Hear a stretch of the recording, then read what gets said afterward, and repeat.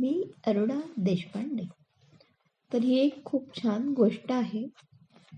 तर ह्या गोष्टीचं नाव आहे कोल्हा आणि हुशार कावळा.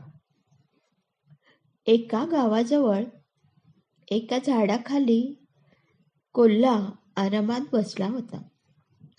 त्याला फार भूक लागली होती.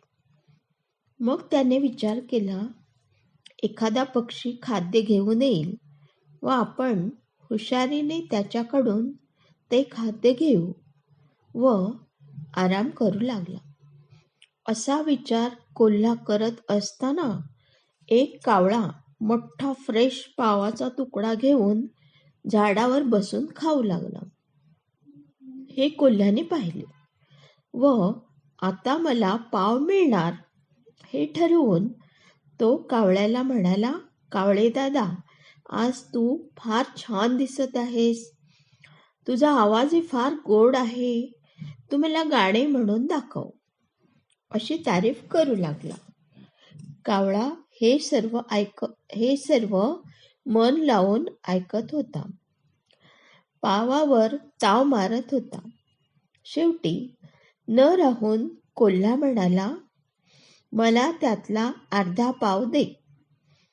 कावळा म्हणाला, मी शहरात जाऊन मोठ्या कष्टाने पाव आणलेला आहे. हे लबाड कोल्ह्या, मी तुला देणार नाही. असे म्हणत त्याने पूर्ण पाव खाल्ला व त्या झाडावरून आनंदाने उडून गेला. तर ह्या गोष्टीचे तात्पर्य असे आहे. तात्पर्य: कोणतीही गोष्ट स्वतः कष्ट केल्याशिवाय आपल्याला मिळत नाही. तात्पर्य परत एकदा: कोणतीही गोष्ट स्वतः कष्ट केल्याशिवाय आपल्याला मिळत नाही.